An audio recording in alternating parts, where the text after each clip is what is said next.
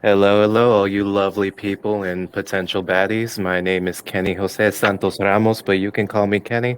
And I am the current host of TUC Talk, where we bring the truth back to our urban culture. Ladell is busy with Fashion Week and is most definitely not in the back trunk of my car, tied up and trapped, just so that I have some time to shine.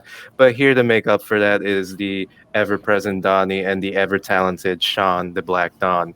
You can follow me under Got to Noir Magic. Just had to insert that plug-in, but please call me Kenny and don't call me any one of these words. In any case, here we are. How you guys doing? You guys excited now that I'm in control? Should be interesting. Yeah, yeah. Absolutely. I don't know where the hell this is going, but we have some exciting stuff for today and some exciting stuff planned for the rest of our fashion week. But of course, let's start with the mental health check-in. Boom. So in any case, we'll start as we always do. One, I want to die. Two, my life is pointless. Three, nothing matters. Four, my life sucks now. Five, whatever. Six, I'm content. Seven, I'm grateful. Eight, I'm in a good place. Nine, I'm excited about life. And 10, I couldn't be better. I don't think anyone's ever answered 10, but it's still nice to have there as an option. But in any case, I'll let you guys go first because as I'm your humble host, and then I'll go and see if I either beat or meet you. You go For first, Donnie. me, I'm, Gotcha. I'm in a good place right now.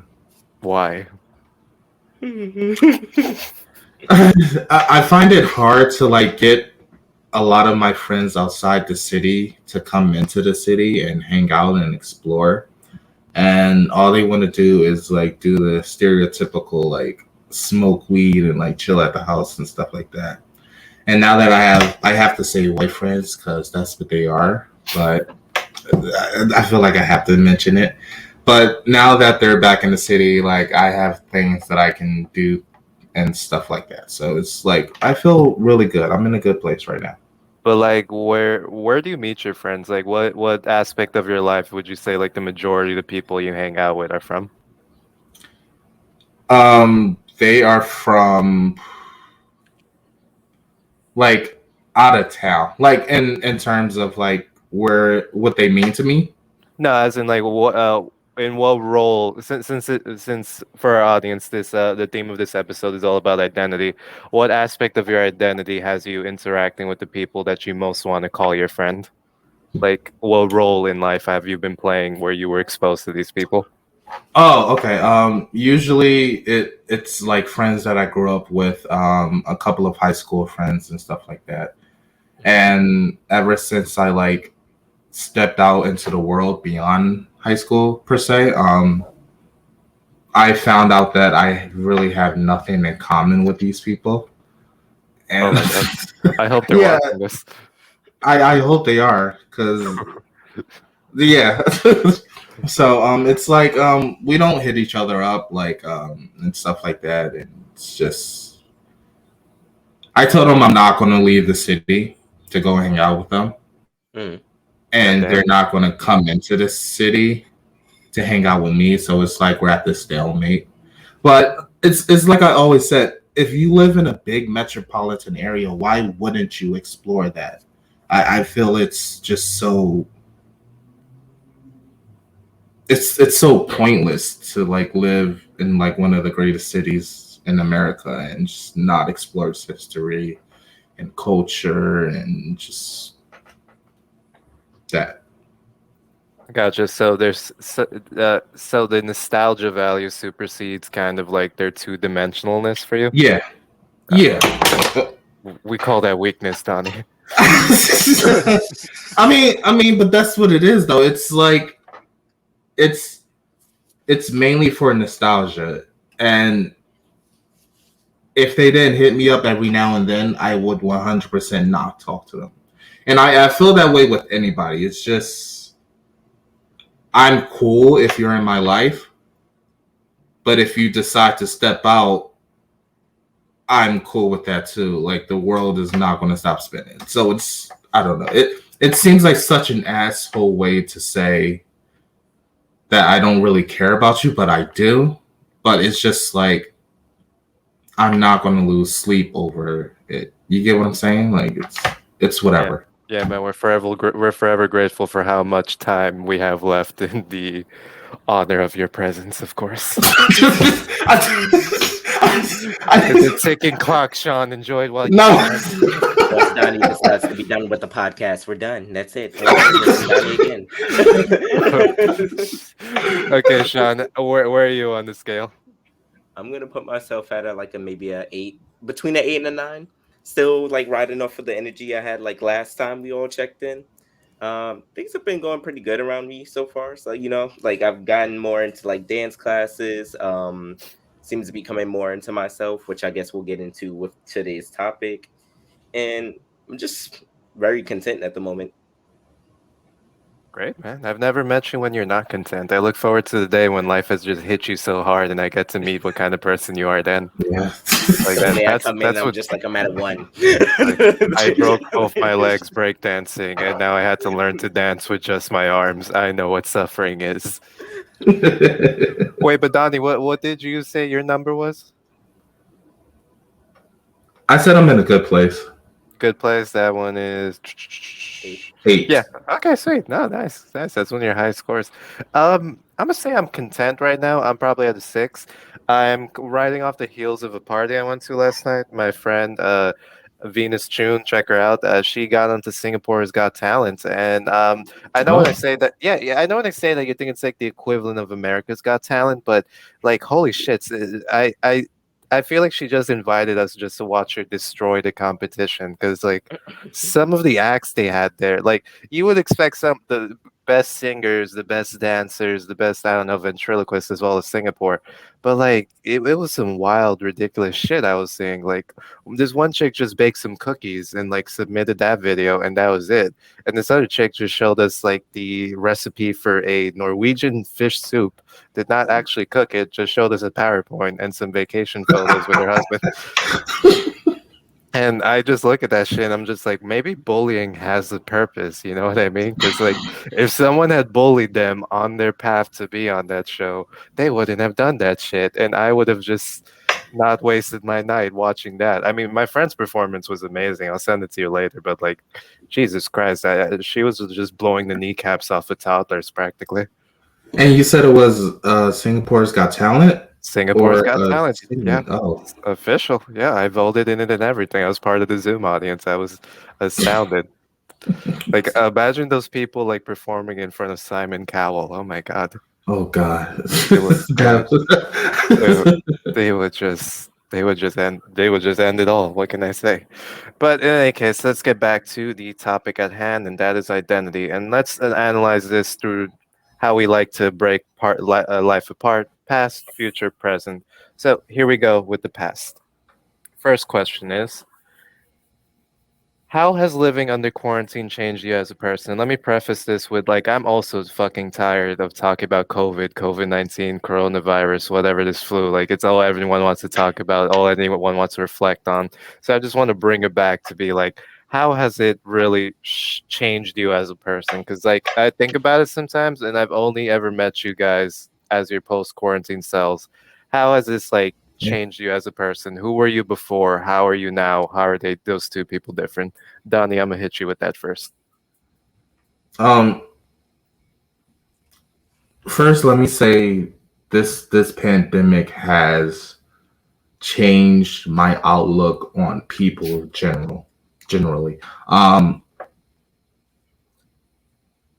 used to believe in humanity and the advancement of it as you could say a religion and culture and just I'm all for like humans. But after these past 2 years, I'm like, you guys are the most selfish, just assholes. I'll say that humans are assholes by design, and that's what I've learned. And for me personally, I don't really think I've changed um, during the pandemic myself. I'm not sure if that's like a good thing or a bad thing. Not gonna impose judgment. I am not a therapist. I have no qualifications to give my opinion on that point. Right. So it's like I don't know. I feel like I haven't changed And I remember like going through like the pandemic, and people are like, people should take this time to like assess themselves and relax and stuff like this. And then we get on the other side of social media, and people are like, well, you should be using this time to write like a screenplay, or like something like Romeo and Juliet, or like you should be able to write like a Shakespearean play and stuff like that. So I was torn between that, and I like disconnected from social media for a while, because I felt like looking through my friends' photos and stuff like that, and seeing people like write and create, and I was like stuck in this like 2 years writer's block when I was up in the Poconos, and just mentally it was exhausting and draining, and I was probably in like the lowest point of my life and stuff like that. So I feel like, I don't know, it really didn't change me. I still have these thoughts and stuff like that.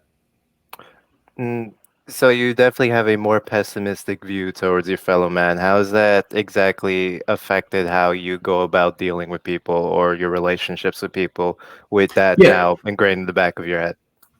yeah. So before I hated people. Now I know that I hate people, and I try to avoid social interactions and stuff like that. Like I got my like close inner circle that I talk to and stuff like that. But other than that, I just hate people even more. So you're more solitary is what you're saying too, right? Yeah, Like you're yeah. more are you comfortable with that? Are you comfortable with that? Like do you ever just sit at home and in your solitude and be like, "Damn, I wish I were doing X, Y, and Z," or have you like adjusted so well that you could thrive in that environment? I think, and I've just been doing it so well and so long. Like I was in foster care for like a young age and stuff like that. So even with my siblings and stuff like that, isolation was always at the forefront of what I am and stuff like that. While everybody else was like going to parties and like hanging out and stuff like that, I was like at home, like reading, or um, like watching romance comedies, or checking out the independent film festivals and stuff like that. So it was just always in the back of my mind that I'm so closed off and guarded and so isolated. So as I grew older, it just became a part of my identity, and doesn't really phase me. I don't feel like what's the FOMO, the fear of missing Missing out. out, yeah. Mhm. Yeah, I don't feel that at all. Like I just don't. So what you're saying is this you've been training for this your entire life. Yeah, yeah. Yeah, Basically, that's why I you're like an say like, Olympic athlete. yeah, that's why I said it didn't really change, because I've always been isolated. I've always stayed away from like bars and stuff like that. And it's only once in a blue moon that you'll see me come out and stuff like that. But I don't know. Like, yeah, it hasn't changed me. I've always been isolated, and what this pandemic does was just show the reason why I'm isolated. It sounds like you're more self-aware too. Yeah, I think that's what it is. It's just, Yeah, you have like this you're more conscious of your own thoughts and why they're there and like what has led to them and what they are really and like the nature of them. yeah, So yeah, it has exactly. changed you in a way. It has changed you in a way. Yeah, You're much more okay, yeah, we could say that. pessimistic and But and that's funny because like the nature of change is like sometimes you're not always aware of how much you've changed because you're like in the process. You know what I mean? mhm. It's like kids who like are always surprised when like their fucking aunts are always saying, "Look how big you got." It's like I don't feel any bigger. I feel like the same person I was asking for candy before. But no, you've grown twice your size, and now we're gonna ship you off to the army and go to war, Right, and yeah. but you can't drink for some reason. Yeah, I think that's what it is. I'm just, like you said, I'm more self-aware, and I don't know. I like isolation. A lot of people think, well, don't you get like lonely and stuff like this? No, I have my endless string of one night stands, but other than that, I'm totally Endless fine. string of one night stands. Jesus Christ, endless. That's Endless like I people mean, you got to signing play up. both sides. Like I said, male and female. So it's like, That's If funny. one ain't hitting, I can definitely go to the other side. And I don't think that makes me a hoe. It's just because they all know what they're going into and what they're Uh, getting into. for So our audience, Donnie's whole reference is coming from the comments, and Liddell is making sure to leave Uh plenty of them. He's huh. still with us in He's not even spirit. here. He's still doing He's still with us in spirit, calling Donnie a whore. But no, yeah, yeah, I know we're gonna get off. This is getting off topic, but we should get to Sean soon. But I always found bisexuality pretty cool in that like you have a much more um a larger pool of people to be attracted to and to take as potential romantic interest. But I always find it like really funny because a lot of my bisexual friends are like, "Yeah, I'm bisexual because I'm always by myself."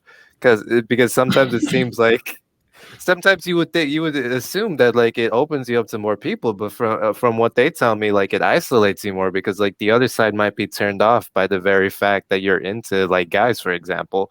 oh, that's why I'm like always upfront. I mean, I found out recently that on Bumble, like 30, like I have like 30 matches as of right now, and Humble 28 of brag. them. It's not at all. 30 matches And today. 28 of them are male. So it's like, well, shit. Like, I don't know. I guess I appeal to more men, so it's whatever. I think men are just more forward and open about that. You know, like That is true. That is true. regardless of sexuality, men are the ones chasing, and when you have two guys chasing each other, things just happen a lot It's a faster. lot. I found out conversations are a lot more forward and Straight to the point. easier. Yeah. Straight to the point. Get it the point. But I don't know how things work. But all right, all right. Woohoo, It definitely fencing. doesn't work like that. Good All point. right, Sean.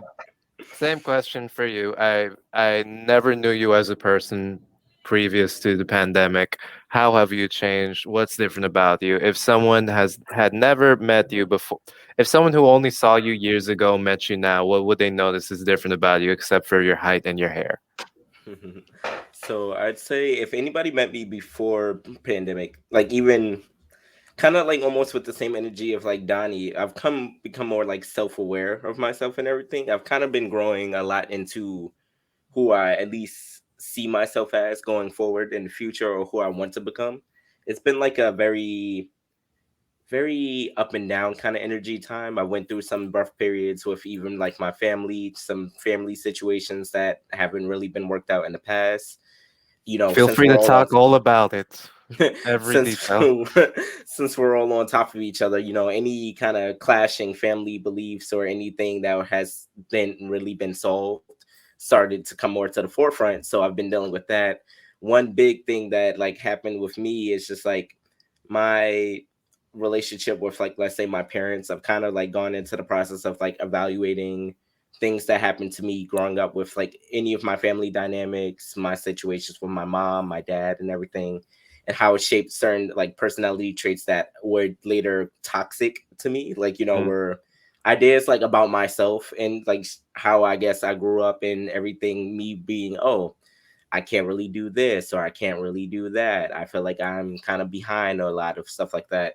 And just kind of shedding that idea that I'm behind people, that I guess my self-worth getting more boosted. That's where I've been like in this energy. I've been kind of like reevaluating a lot of things that I thought about myself and actually kind of like coming into this, you know what? You're actually a good person. You actually do this, you actually do that. You're very talented. You like, you know, you do all this stuff like that. So if you've Was met that me ever in doubt? Yeah. I don't really like I'm not someone who really like pays attention to what I specifically do. I just do things kind of like impulsively or naturally because it comes naturally to me. So any idea of who I am is usually expressed through my interactions with people and what they kind of say about me. So it'd be like I'm naturally a helpful person, but I just do it naturally. But like most of my friends will be like, you know, you do this or you say that or you're like this, and I feel so comfortable around you. And I never really kind of like took into account like you know how I make people feel. So like hearing about it all, like hearing about I guess what I am to them, kind of like I guess started to help with my view of myself a little bit. Where it's just like, okay, so people do turn to me. Like you know, I'm not as burdensome as I might think that I am, whatever. People actually enjoy being around me, kind of stuff like that. Or I seem to always know what I'm like doing for the most part, even if I don't really know what I'm doing for the most part. I always give off the air of knowing, like confidently, yeah, life sucks right now, but I'm working through it, kind of stuff like that. And like that boosts everybody else's confidence. But then when it comes to me personally, I like secretly in the background, I might be going completely through it and nobody would know. Like, I'm like all in my head and stuff like that. So I guess I've been coming more into who I am as a person or who I want to be moving forward during the pandemic. Also had a lot of time to like work out and stuff like that. So that Shit, man. Shit. There's some two things that really spark joy with me that you mentioned. The thing I'll touch upon. So to preface this again, it sucks that Cecilia wasn't able to come here, but or Cece, whatever she calls herself. But in any case, like I got the idea for this episode from because I was watching like I was really down and like I was watching Neon Genesis Evangelion, right? And it's like a fucking superhero kaiju shit, but that's just like the first layer, the first shell of the shell. The rest of the show is just like analyzing loneliness, how your interactions with people. And like the last episode of the original series is just the main character just like working his shit out like in his head. And he comes to the conclusion that I always thought that I was a burden on everyone else, that everyone hated me, that I was useless, blah blah blah. But that was really just my projection the whole time. It came out of like completely illogical thinking. Had really nothing to do with reality so far. It was just how I saw myself, and that was reflected in other people.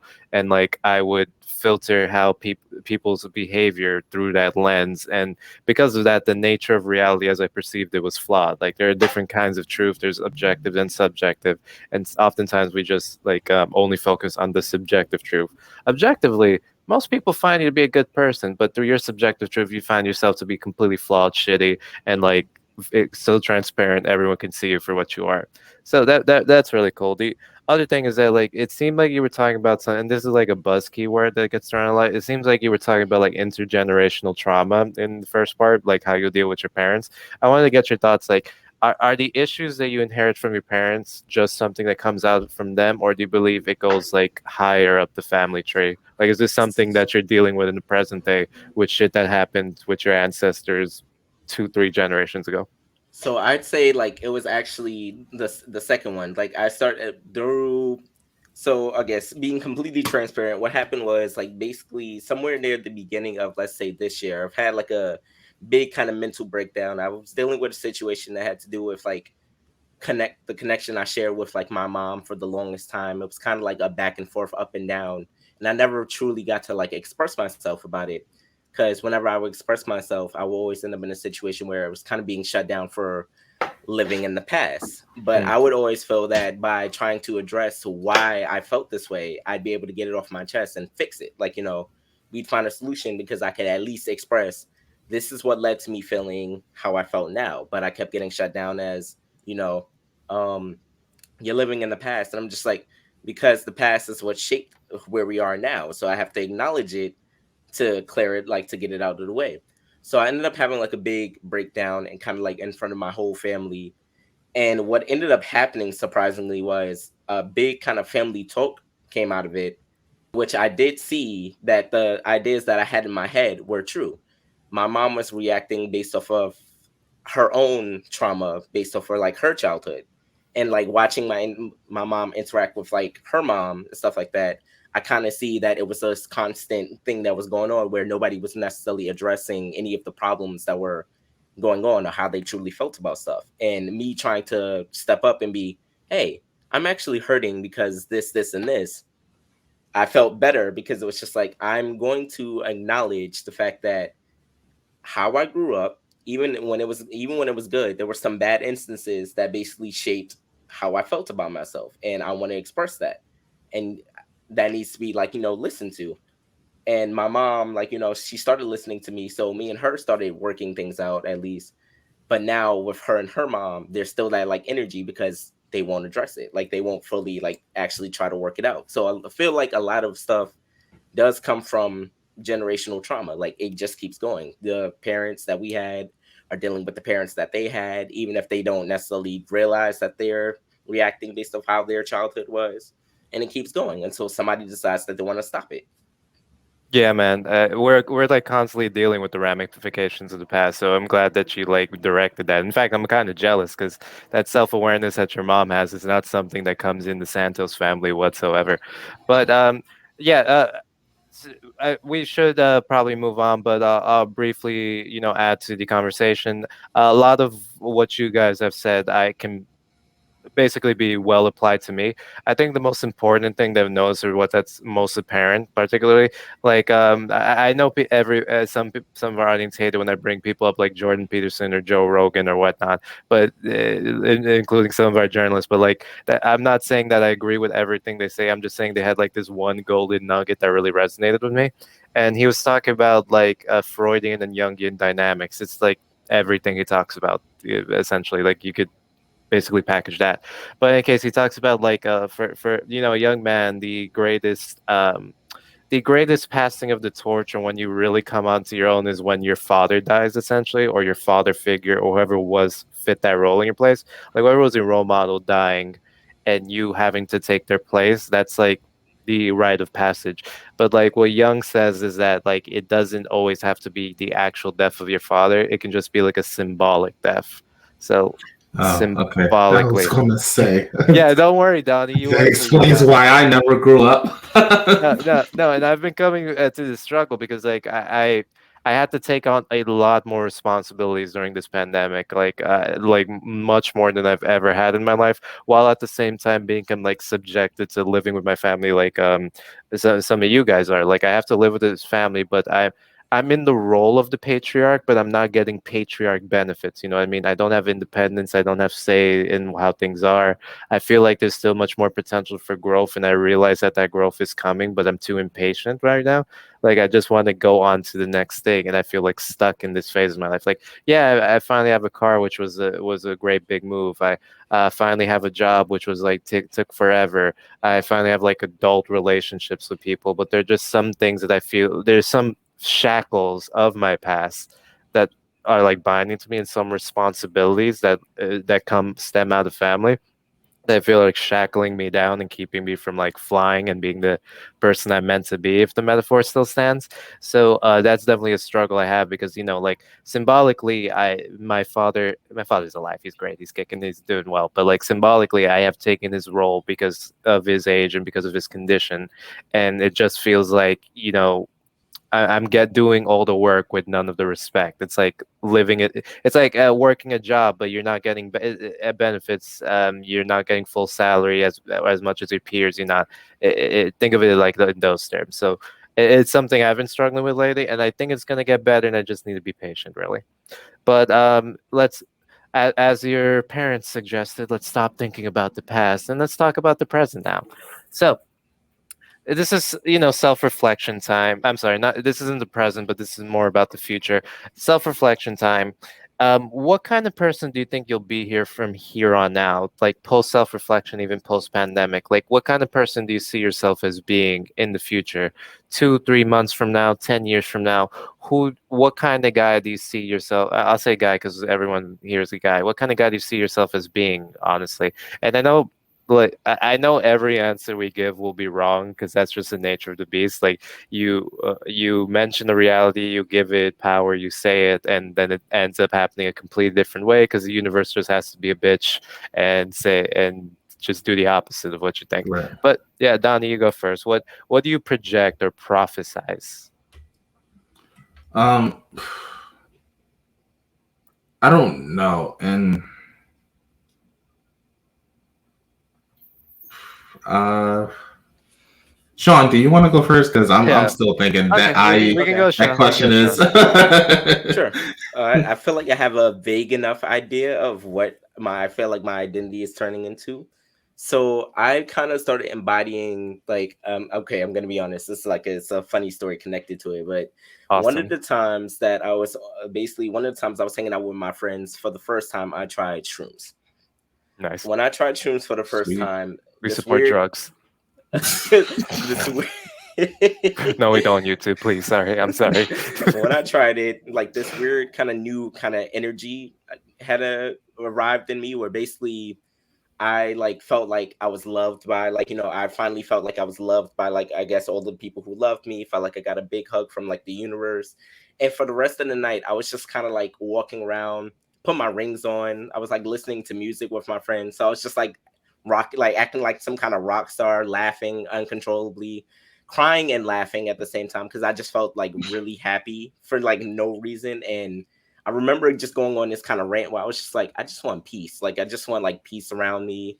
Everybody like causes so much trouble for no reason and everything. Like, there's so much like issues that could be solved by communication and all this stuff like that. I just want happiness. And like, I remember just having that kind of like energy the whole time.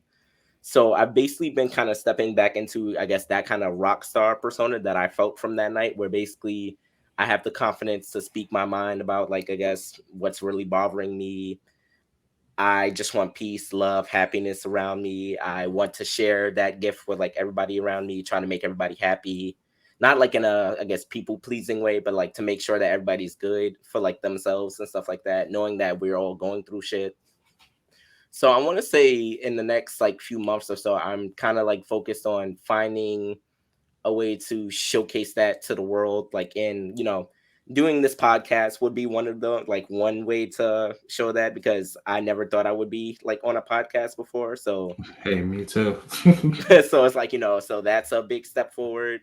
Even working on the podcast with Liddell over with the gaming chair, it started where now I'm just like, maybe I'll stream, whatever. Maybe that would be something fun to try. So I'm actually in the energy of now trying things and seeing how it works out, rather than being fearful of like, well, if I try this, what if I embarrass myself? It's just like, you won't know until you try.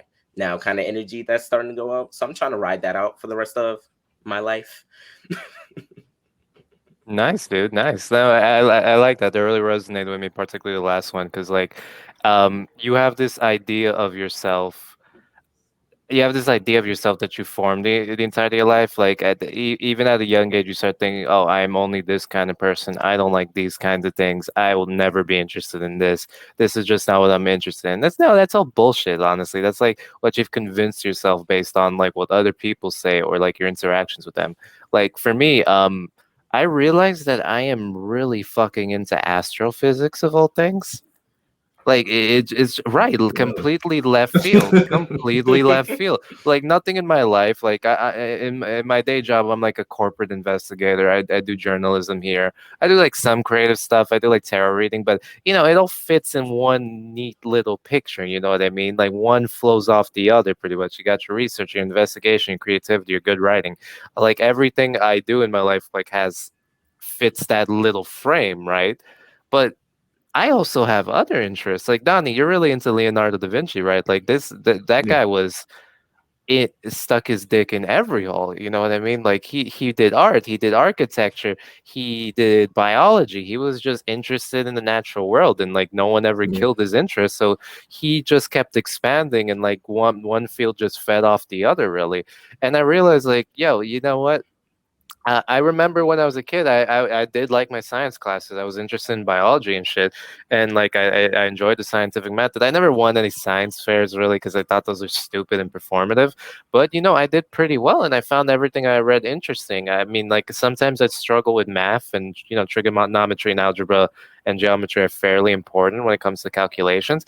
But like I was never really that bad at math. Like whenever I came close to failing, I had like horrendous teachers, and it was like a eureka moment. My physics teacher was ass. I don't know why they ever gave him his job. Like he was a football coach teaching physics. It's just like Oh because God. because you can calculate the arch of a football being thrown doesn't mean I want you telling me the secrets of the fucking universe, right? Like I had this one really great math teacher from my high school, and I was his best student. I overperformed. I got the highest grades on every test. We had like I was the top of the class and shit. So it really makes me wonder like what kind of person would I have been if I didn't have such shitty interactions with people who were like gatekeeping these realms of knowledge. So Mm. like I'm watching. So part of my job is that I have to like investigate different jurisdictions, like Spanish speaking countries. So I'm a Latino, but like my Spanish could still use some work. So I watch like documentaries in Spanish because it's the second best thing they're going. It's an actual country. And I was watching Cosmos with Neil deGrasse Tyson, and I'm keeping up with this guy. I love it. Like, forget I the love it. like. Even if I were blind and not seeing all the CGI, I would still like think this shit is really interesting. So I go to Khan Academy. I'm like, this is actually quite simple. I'm getting it now. I know how a microwave works. How many people actually know how a microwave works? Not many. Some people still think like if you put a paper plate in there, it'll like combust. That's not, no, absolutely not. You need water and moisture in that bitch for it to heat up. But yeah, no, I'm learning things about myself, and I'm learning not to be so limited. Um, I'll pass the torch to Donnie and just say what I see myself in a few years.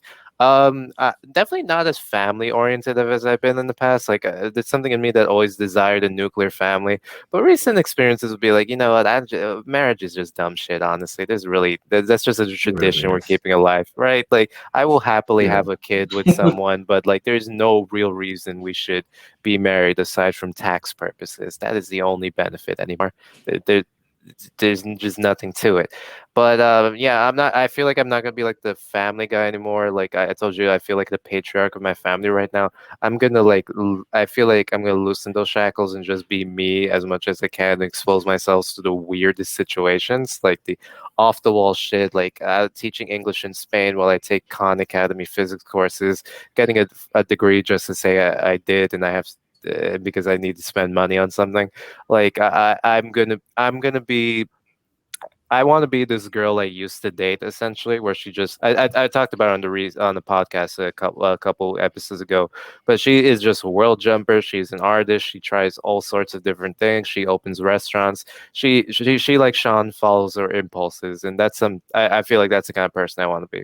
But last but not least, Donnie, tell us what you think, and then we'll move on. Even even though you guys gave these lengthy Don't feel peer responses, pressure. Don't feel peer yeah, pressure. I still don't know what I'm. All right, let me say this. I'll say the basic as generic response. I want to further my career as a journalist and a photographer, and hopefully aspiring screenwriter and stuff like that. Underneath the surface, I think what Kenny said. My favorite role model I've ever had was Leonardo da Vinci, and I think I try to be more in tune with him and inspired to be just like him, dabble in everything, just test the waters of what my knowledge is and the limit of it. I don't. What I hope to achieve is just continue to be me. Really, that's all I can say. It's really hard because it's self reflection is not something I'm really good at. Because every time I do self reflect, self doubt creeps its way into that, and it's just mentally draining to me. But overall, it's I just want to continue to live. Okay, so you see the rest of your life as kind of an extension as things are. So you're pretty comfortable with how things are, you'd say? Yeah, like you said, I'm self aware for my age. Like I don't know how to say it. People always assume that I'm like down or like I'm like We're laughing at what Littell said. We're not laughing at Donnie, guys. I swear. like people always assume that there's something wrong with me. Like I said, like I'm lonely or like talking about like suicide that we're not gonna really dive into. But like I'm content with where my life is right now, and I'm content with how I'm growing. Mm. And I just could. I'm just going to continue to live my truth openly and freely as I can. That's it. Yeah, man. With all those like idiots who like go into your DMs after every episode just to be like, hey, just to finally now say, hey, are you okay? I'm reaching out Yeah, now, and I could have somebody reached out texted me all those the other times. suicide hotline, and Like you couldn't Google it. yeah, like so No, it's like good. like honestly, people don't realize that you're like experiences probably adjusted you a lot better to life than even they can say they are. You know what I mean? Right. Like you see the reality of things a lot more than other people who like grew up in like this safety, cushy environment. I think that's the best way to describe me. I see reality for what it is, left and right and down the middle, and I just I just don't want to be a part of society's standards, whether it's I'm gay, bi, straight, whatever you want to fucking call it, a unicorn, or whether I'm writing or like reading or like looking into things. Like I don't fit in with like the social media aspect, the relationship aspect. Like I stay in my own lane, and I don't want to dive into society's lane of, oh, you should be married by this time, or Make children, this or much just money. yeah. Like I just like I just want to live. That's it. That's Yeah, that's as yeah, simple no, as it can get. I know it's so funny because like we all have these societal pressures on us, but it's like it's not like anyone's telling us like get married or maybe in some cases, yeah, like but like for the most part, no one's actually telling us you have to make this much. Like no one sent us that text message. No one like sits at us and said you have to do this, and that. A lot of that is just self-imposed. It's like basic assumptions. Like people expect this from you, so you have to live up to it. Yeah. Mm. It was the same thing with college. Like I went to college not knowing what the fuck I was doing there. Right? And I dropped out after a year and a half. And I only went because my sister didn't go to college and I was the next one up. So it's like everybody's looking on you. I was always seen as like the most logical one, or the Mm. one to make it out, or whatever you want to say it. And I refuse to be anybody's golden goose or anybody's spokesperson or anybody's like, that's not what I'm here for.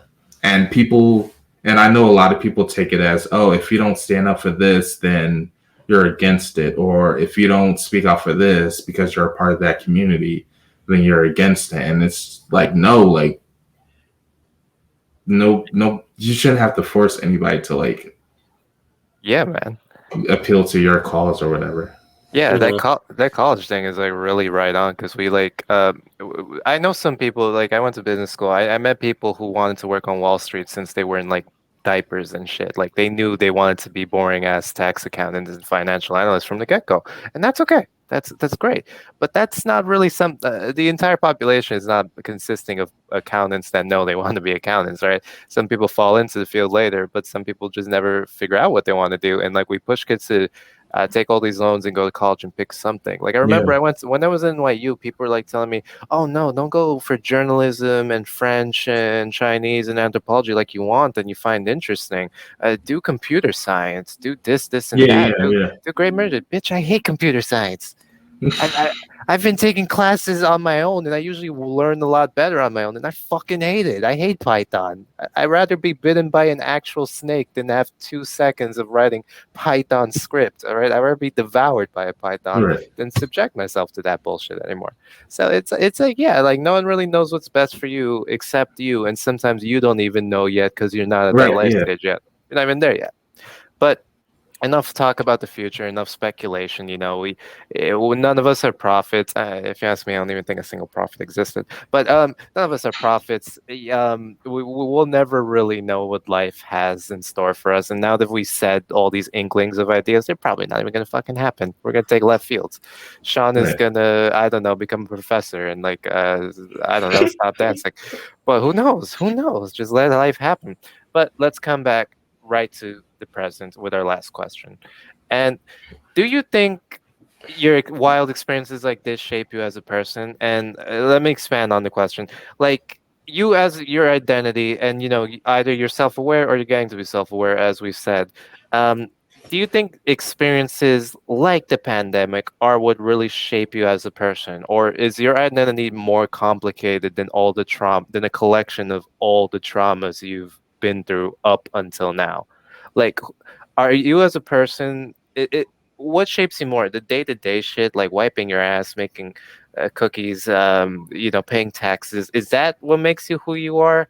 Is it your trauma? Is it what you do? Is it what you love to do? What is it? What shapes you the most? I know all these things shape you together, but what shapes you the most, you think? Sean, you can go ahead because again, Okay. Yeah. This is So a I'd tough one. This say is a tough one. I know. I do think wild experience, like certain wild experiences, have the like idea to shape you as who you're become. Like it's hard to say, but it's like I remember seeing a post like this, and like when I actually start to think about it, I'm just like, I think it would be true. They're like whatever version of who you are now probably would not exist had this pandemic happen. And when I sit there and think, I'm just like, no, there's still like all the stuff that I went through back in the past. But I sit there and think, I'm just like, the fact that I now had to sit with it because of like the pandemic and being in like that kind of enclosed space, the family problems, the who you are as a person problems, facing whatever you faced while you were during the pandemic. It does like it did have its hand in kind of shaping at least getting to the point of like I guess understanding who you are a little bit. Like I wouldn't say it hasn't necessarily shaped me as a person completely. As you pointed out, Kenny, we're all still changing and stuff like that. Yeah. But like certain experiences like this does have the like effect of at least getting you to like focus on things. Like I'll say I became a lot more self-aware, and not even like self-aware, aware of the world, aware of like how things truly are. And I got, I guess, more realistic a little bit when the pandemic hit, because it seemed like when the pandemic hit, it wasn't just a self-reflection. It kind of like opened up your eyes to a lot of like what's going on in the world. So you got you had the politics stuff going on, you had the racist stuff going on, you had the weird celebrity time deaths because celebrities just started dying left and right, or people just started disappearing. People who came out of the woodworks, like I know during the like the Black Lives Matter movement, who came out. You got the pilgrims who came out of nowhere, the people who practice witchcraft, Oh my god. Batman, like Batman, Anonymous came back out to play, and like it was kind of really mind blowing because I was just like, there's a lot of stuff going on in the world that's you didn't really focus on, like you never really focused on before. Like you see it brought up in like media and everything, but you never actually focused on it before until now it's in like front of your face, and you're just like, there's a lot going on out there that I don't even like know about. And once I came to that realization, it was kind of like a people are legit. Like I just started catalyzing different things, like the family stuff. It's just like, oh, we're all like kids who just kind of grew up and we're all still trying to figure it out. It's just the fact that some people have the actual courage to admit, yeah, I don't know what the fuck I'm doing. I'm still trying to figure this shit out. And some right, people, especially like our parents, have the mentality where it's just like, I'm the elder, so you have to do what I say. And it's just like, well, if I ask you a question and you can't even give me a solid answer for it, and I don't know what I'm doing, who really knows what they're doing? You just got to admit it. Like, I want you to admit it, but some people are so, ingrained with that. They need to know what's going on. Now, once you have the idea to let go of, listen, some things you can't control, some things you really don't know, you can't see coming.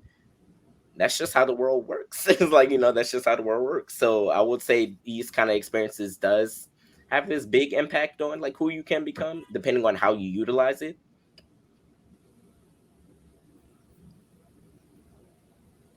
Yeah, I think that Donnie. no, I don't know. This is a tough day for you. Yeah, you got me over here tearing up and shit, Kenny. Shit, I have that effect on women I, usually. I will say, I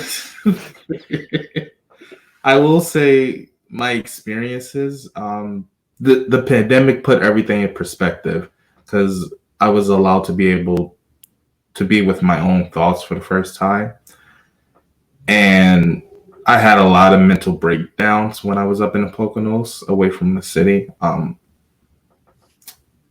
learned I learned a lot of things that happened in my life and in foster care, mostly negative, greatly affects me today, and it still affects me today. It's one of the reasons why I'm so antisocial. It's one of the reasons why I don't trust people at all, not even my brothers and sisters, and that's saying a lot. It's also the reasons why I can never get close to people, and it's also a reason why I deal with depression and self harm a lot.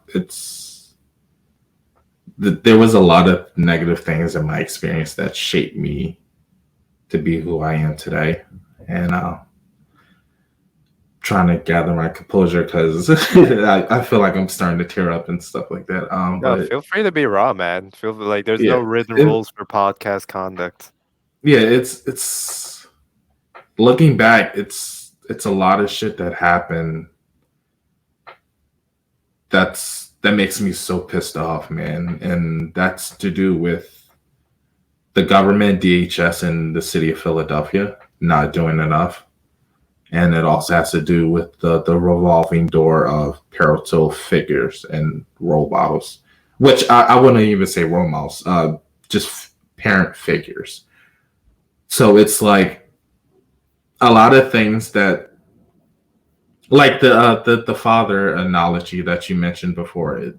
Hmm. There's a lot of things that I can't really connect with because I didn't have I have no baseline to start on. Everybody has like a smooth line of transition stuff. I have nobody. And it sucks sometimes. So but I like mask it with, just, oh well, that's just me. Like I don't need anybody and stuff like that. But in reality, I probably need poor I probably need people more than I think or are willing to admit, but I just can't. I'm just I'm just scared of getting hurt again, and that's why I put up that wall. And I don't think I'll ever take it down. Never prophesize. Never prophesize. Yeah, We have no idea what's gonna happen, and I'm gonna take off two things that stood out. Like, sometimes it's not even like yeah, me and Sean probably do have fathers or father figures in their life, but it's not always a straight transition, because like yeah, absolutely, every child deserves two people in their lives that love them to death and whatnot. Every child deserves that, and we fail as a society by not providing that. But oftentimes it's not always a smooth transition because there are pros and cons to everything. Like even having father and parents. Like when Young talks about, probably haven't read enough on it, but when he talks about like the symbolic death of a father, it's the point. Sometimes for some people, it's the point that your father disappoints you so much as a man that you have to use that as a baseline to be better. You know what I mean? Like some like people live in an abusive household under a father that like beats the shit out of them, drinks for everything. right, There's symbolic death for their father unless they take a shotgun to the asshole.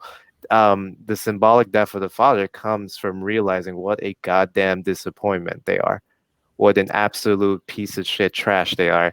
I have to be better, and hopefully I will be. And that's the symbolic death of your father sometimes too. So uh, hopefully for the majority of people on this planet, it is a straight transition where I had a great dad, I want to be just like him or better. But a lot of times it's not. Everyone goes through a completely different battle, a completely different perspective. And it goes off to my second point. Like, it's kind of to play devil's advocate, even though I think people play devil's advocate as an asshole or assholes. But there's assholes in disguise. Just be like, I want to fuck this conversation a bit.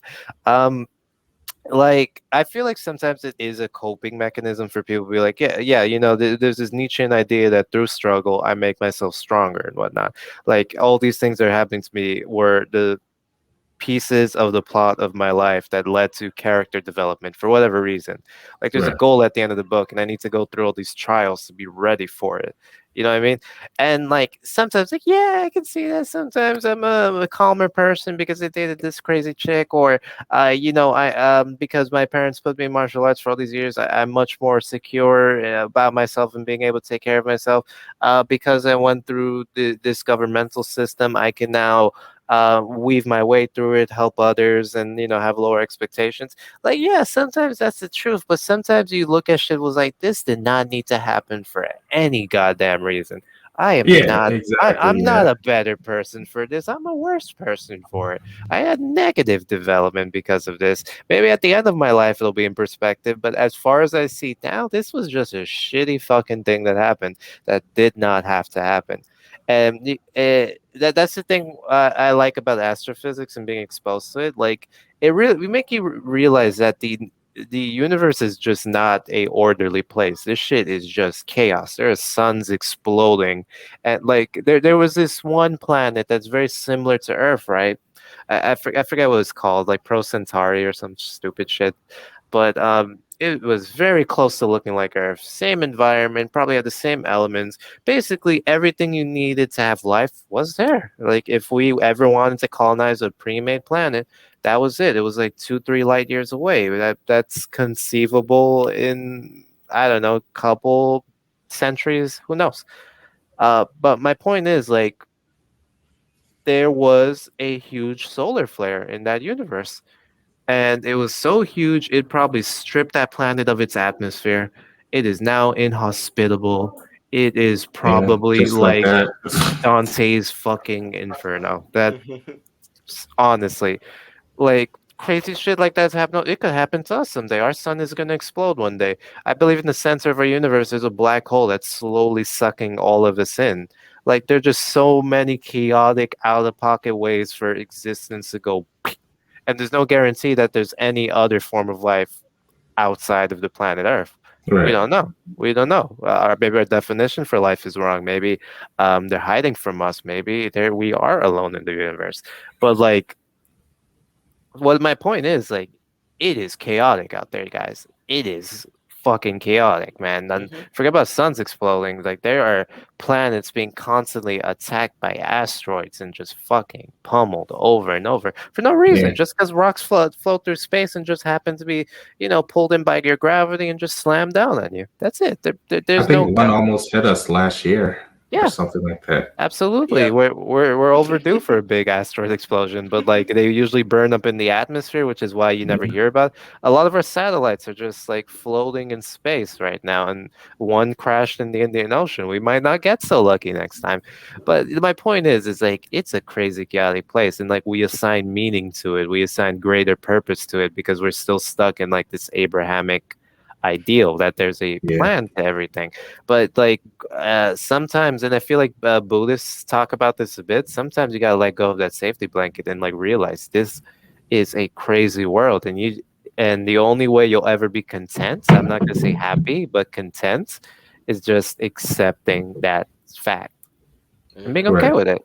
Just being okay with it. Like, be like the samurais. Like, the samurai in, like, I think it was like Three Rings, or like this book called Hagakure. I don't speak Japanese as well as I speak Chinese, so forgive me if I mispronounce that. But the Japanese samurai were taught through Zen Buddhism to treat life like a dream. Like, the moment of your death is just you waking up from that dream, because this is all just a reality we've made for ourselves, essentially. Yeah. So you just have to just be cool about it. Enjoy your time.